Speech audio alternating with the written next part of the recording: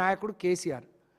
అధికారంలోకి రావడానికి అందరినీ మోసం చేసినట్టే మా లంబాడీలను మోసం చేసిన కాంగ్రెస్ పార్టీ ఉన్న 2 కార్పొరేషన్లు సరిపోవు, ఇంకా 2 కార్పొరేషన్లు చేస్తాం అని చెప్పారు.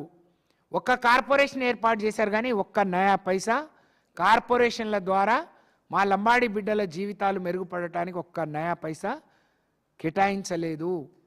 అలాగే లంబాడీలు లగచర్లలో తిరగబడితే అది మనసులో పెట్టుకున్న రేవంత్ రెడ్డి లంబాడీ బిడ్డలను ఎప్పుడు ఆందోళనలో ఉంచాలి, వాళ్ళని నా చెప్పు చేతుల్లో ఉంచాలనే ఒక దుర్బుద్ధితోని, దురుద్దేశంతోని కాంగ్రెస్ పార్టీలో ఉన్న 2 ఆదివాసీ బిడ్డలను, అమాయకులను మీరు పోయి సుప్రీంకోర్టులో కేసు పెట్టండి, ఎస్టీ జాబితా నుంచి లంబాడీలను తీసేయమని చెప్పి వాళ్ళ కేసు వేయించిన వ్యక్తి ఎవరైనా ఉన్నారంటే అది రేవంత్ రెడ్డి. అక్కడ సుప్రీంకోర్టుకు కూడా రాష్ట్ర ప్రభుత్వం ఇప్పటివరకు ఒక మెమోరాండం కానీ నివేదిక ఇవ్వలేదు. కొంతమంది ఆ రోజు కూడా కాంగ్రెస్లో ఉన్న పెద్దలు హైకోర్టుకు పోతే ఇదే హైకోర్టులో కేసీఆర్ గారి నాయకత్వంలో మేము 22లో మేము కొట్లాడి ఇది నీ పరిధి కాదు, ఇది రాష్ట్ర ప్రభుత్వం పరిధి కాదు, ఇది జాయింట్ పార్లమెంట్ కమిటీ వేసిన తర్వాత పార్లమెంట్లో రాష్ట్రపతి ఉత్తర్వుల ద్వారా మాత్రమే మాకు ఆ హక్కు వచ్చింది, వాళ్ళని తీసేయడానికి ఇక్కడ ఎవరికి హక్కు లేదు అని కేసీఆర్ గారు ఆ రోజు ఒక అడ్వకేట్ జనరల్తోని ఒక మంచి లాయర్తోని కొట్లాడితే దాన్ని కొట్టేయడం జరిగింది. మళ్ళీ తిరిగి వాళ్ళు ఇప్పుడు సుప్రీంకోర్టులో సవాల్ చేశారు. ఇటు ఆదివాసీ బిడ్డలను ఎగేసి మరి అక్కడ కోర్టులో కేసు పెట్టించి, ఇటేమో మీరు యాత్రలు చేసుకోండి మీకు వచ్చి 50 ఏళ్ళు అయిందని దొంగ నాటకం ఆడుతున్న రేవంత్ రెడ్డికి మా గిరిజన బిడ్డలే రేపు రాబోయే రోజుల్లో కర్రు కాల్చి వాత పెట్టబోతున్నారు.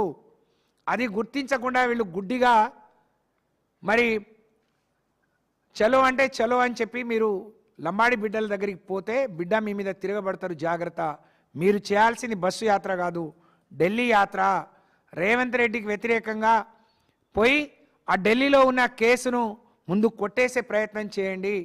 ఈ ప్రభుత్వాన్ని సుప్రీంకోర్టు అడిగిన అఫిడవిట్ను పూర్తి స్థాయిలో సమగ్రంగా అక్కడ సబ్మిట్ చేసే విధంగా మీరు చర్యలు తీసుకోండి తప్ప ఈ దొంగ నాటకాలు, దొంగ యాత్రలు బంద్ చేయండి అని చెప్పి హితవు పలుకుతూ, మీరు నిజంగా గిరిజన బిడ్డలైతే, అసలు సిసలైన గిరిజన బిడ్డలుగా ఉంటే, లంబాడి బిడ్డలైతే ఈ రాష్ట్రంలో ఉన్న 10%లో 7% లంబాడి బిడ్డలే.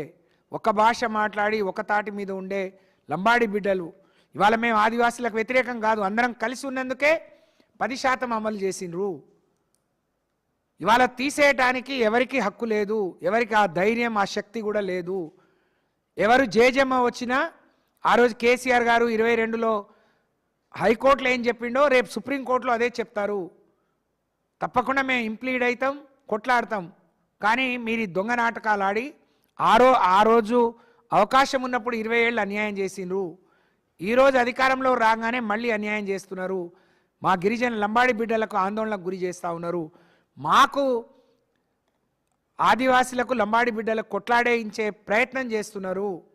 దీన్ని గమనించకుండా కొందరు స్వార్థపరులు వాళ్ళ రాజకీయ ప్రయోజనాల కోసం దీన్ని సాకుగా చూపించి నాయకులుగా ఎదగాలని చూస్తున్నారు. అలాంటి వాళ్ళు ఖబర్దారని చెప్తూనే మా లంబాడి బిడ్డలు కూడా ఈ బస్సు యాత్ర మానుకోండి, ఢిల్లీ యాత్ర పోండి, అక్కడ సుప్రీంకోర్టు పోయి కొట్లాడి మనకు ఎలాంటి ఇబ్బంది లేదని తేల్చండి, ఆ తర్వాత అందరం కలిసి చేద్దామని చెప్పి తెలియజేసుకుంటూ, రాబోయే రోజుల్లో ఆ రోజు మా గిరిజన అమాయకులు కేసీఆర్ ఇచ్చే అన్నీ వస్తున్నాయి, ఈయనేమి ఇస్తాడో ఇన్ని చెప్తున్నాడు అని ఆశపడ్డరు. కానీ మా గిరిజన బిడ్డలే రేపు మా లంబాడి బిడ్డలే తిరగబడతారు. బిడ్డ నీకు కర్రు కాల్చి వాత పెడతారు, నీకు బుద్ధి చెప్తారు.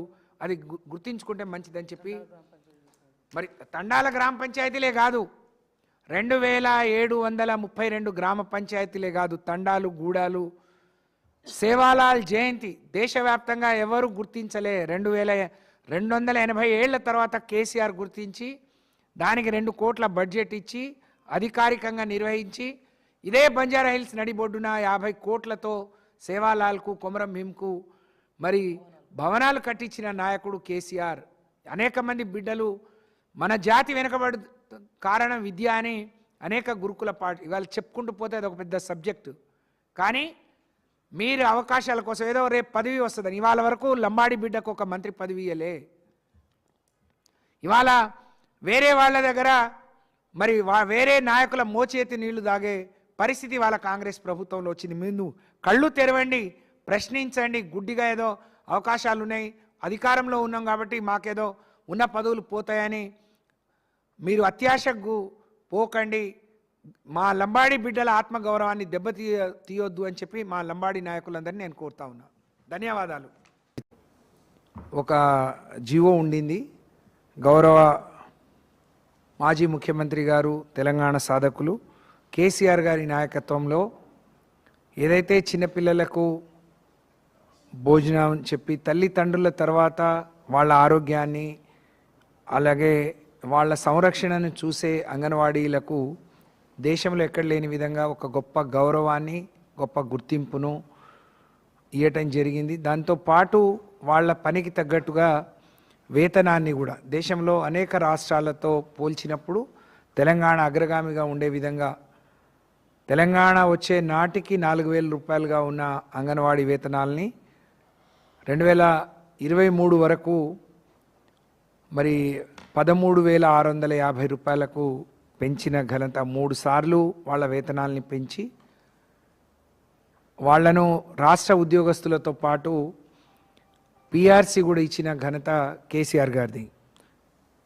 కానీ ఈ ప్రభుత్వం కాంగ్రెస్ పార్టీ కాంగ్రెస్ ప్రభుత్వం రేవంత్ రెడ్డి గారు అధికారంలోకి రావడానికి అన్ని వర్గాలను ఏ విధంగా మోసం చేసిండ్రో మా అంగన్వాడీలను కూడా అదే విధంగా మోసం చేసిండ్రు. రాగానే మీకు 18,000 మినిమం వేతనం ఇస్తాము అని చెప్పడం జరిగింది. కానీ 2.5 ఏళ్ళు గడిచిపోయింది, ఆ ఊసే ఎత్తట్లేరు. తెలంగాణ వచ్చే నాటికి అంగన్వాడీలకు ఒక హెడ్ కింద జీతాలు వచ్చేవి కావు. ఎప్పుడో వాళ్ళ జీతభత్యాలు రావడానికి 2 నెలలు 3 నెలలు పట్టేది. కానీ కేసీఆర్ గారు నెలంతా కష్టపడి చిన్న ఉద్యోగస్తులు వాళ్ళు ఎటు చూస్తారు, ఎవరి వైపు మరి ఆశగా చూస్తారు అని చెప్పి వాళ్ళకు ఒక అకౌంట్ ఓపెన్ చేసి ప్రతి నెల మొదటి వారంలో వాళ్ళకు జీతాలు ఇచ్చే ఏర్పాటు చేసిన ఘనత కేసీఆర్ గారిది. మరి అలాంటిది ఈరోజు అలాగే వారి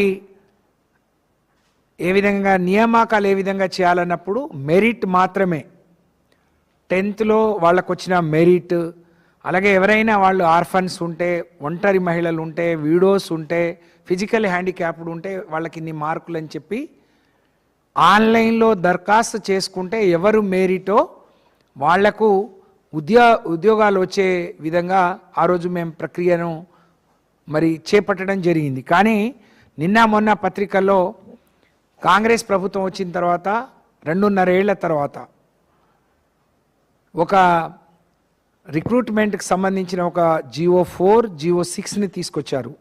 దాంట్లో కలెక్టర్ని చైర్మన్ చేస్తూ ఒక కమిటీని ఏర్పాటు చేస్తూ అందులో ఇంటర్వ్యూను పెట్టి ఇంటర్వ్యూకి 10 మార్కులు మరి యాడ్ చేయటం జరిగింది. అంటే కేసీఆర్ గారు ప్రతిభకు పట్టం కడితే వీళ్ళు మాత్రం అవినీతికి తెరలేపారు. పెద్ద ఎత్తున 15,000 పైచిలుకు ఉద్యోగాల్లో పెద్ద ఎత్తున అవినీతికి ఆస్కారం ఉండే విధంగా మరి ఈరోజు మరి జీవోను తీసుకొచ్చారు. బీఆర్ఎస్ పార్టీగా లేకపోతే రాష్ట్రంలో ఉండే అనేక మంది మహిళలు వీరు వచ్చే అధికారంలోకి వచ్చిన తర్వాత ప్రతి సంవత్సరం 2 లక్షల ఉద్యోగాలు ఇస్తామని చెప్పి జాబ్ క్యాలెండర్ ఇస్తామని చెప్పారు. కానీ 2.5 ఏళ్లుగా ఇప్పటికే ఖాళీగా ఉన్న ఉద్యోగాలు కావచ్చు, లేకపోతే వాళ్ళకు 2 లక్షల